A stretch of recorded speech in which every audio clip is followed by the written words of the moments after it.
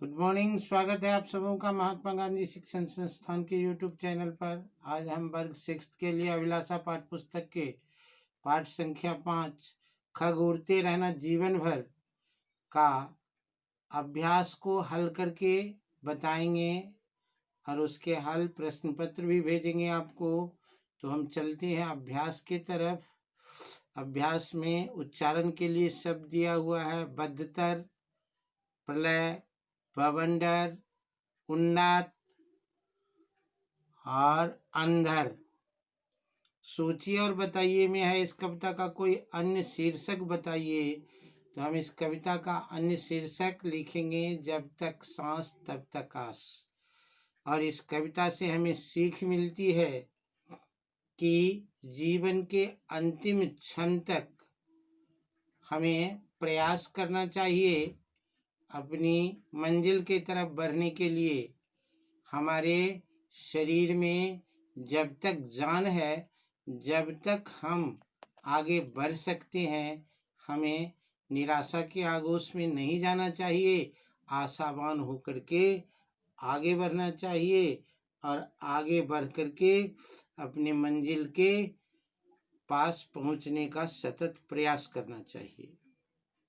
चलिए लिखित में चलते हैं। लिखित में है उचित पर्यायवाची शब्दों पर निशान लगाइए। तो खग के लिए इसमें 2 पर्यायवाची है, पंछी, पक्षी। गति के लिए चाल, रफ्तार। अरि के लिए शत्रु, दुश्मन। आशा के लिए विश्वास, उम्मीद।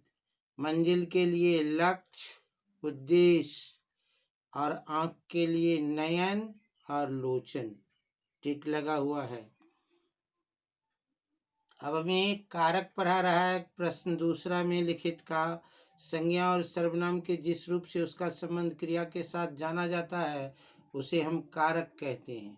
यानी हम कारक की परिभाषा पढ़ते हैं। क्रिया के उत्पत्ति में सहायक होने वाले शब्द को कारक कहते हैं और दूसरे तरह से कहते हैं संज्ञा और सर्वनाम का वाक्य अन्य शब्दों के साथ संबंध स्थापित करने वाला शब्द कारक कहलाता है। कारक के 8 भेद होते हैं। कर्ता, कर्म, करण, संप्रदान, अपादान, संबंध, अधिकरण और संबोधन। इसके चिन्ह होते हैं। कर्ता ने कर्म को करण से द्वारा, संप्रदान को के लिए अपादान से अलग होने पर, संबंध काके की रारेरी, अधिकरण में पर, संबोधन हेयरे। तो यह हम कारक को व्याकरण में पढ़ेंगे। यहाँ पर प्रश्न को हल करके बताते हैं। इसमें कहता है कि दिए गए वाक्यों में रेखांकित कारक के सही भेद पर निशान लगाएं। ऑप्शन विकल्प दिया हुआ है। रेखांकित कारक कौन सा विकल्प सही है वह लिख करके बताने। तो मुझे इस कविता से सीख मिली। तो ये कविता से सीख मिली तो ये करण कारक हो जाएगा। खग ने उड़ना शुरू किया, ने कर्ता कारक हो जाएगा। पेड़ से पत्ते गिरते हैं, अपादान कारक हो जाएगा। हे खग संबोधन कारक हो जाएगा। और पंखों से घिसकर, तो ये करण कारक हो जाएगा। अब समान तुक वाले शब्द को लिखने के लिए कह रहा है। भूल का कूल और मूल लिखेंगे। खग का जग और मग लिखेंगे। चढ़ाएगा को बढ़ाएगा, तरपाएगा। और भाल का काल और माल लिखेंगे। चलिए अब हमें तत्सम और तद्भव शब्द पढ़ा रहा है। तो हम पढ़े हैं कि संस्कृत के वे शब्द जो हिंदी में अपने मूल रूप में ही प्रयोग कर दिया जाता है उसे तत्सम कहते हैं। और उसके रूपांतरित, हिंदी रूपांतरित करके जो लिखा जाता है उसे तद्भव कहते हैं। तो कहता है दिए गए शब्दों का तत्सम और तद्भव से मिलान कीजिए। बीच में तत्सम और तद्भव है, दोनों तरफ शब्द है।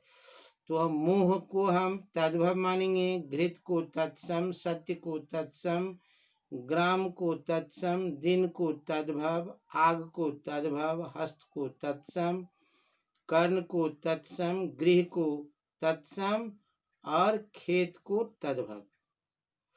अब कविता को पढ़ करके निम्नलिखित पंक्तियों को पूरा करने के लिए कहता है, तो हम कविता पढ़ेंगे और बचे हुए अंश जो है उसको इसमें लिख देंगे।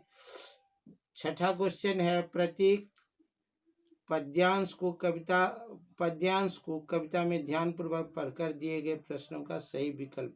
कविता से कुछ पद्य का अंश दिया हुआ है, उसको पढ़ लेंगे और इस प्रश्न के सही विकल्प चुन लेंगे। कवि किसे जीवन भर उड़ने के लिए कह रहा है, तो हम खग को टिक करेंगे। और खग क्या भूल गया, तो हम लिखेंगे खग अपना पथ भूल गया, अपना पथ में टिक कर देंगे।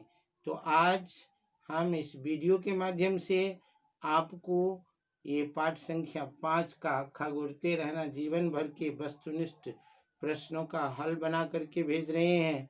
अगले वीडियो में हम इसके सब्जेक्टिव आंसर बना करके भेजेंगे। आशा है आप लोग अपने घर पर अपने पाठ्यक्रम को आगे बढ़ाने के लिए तत्पर रहेंगे। धन्यवाद।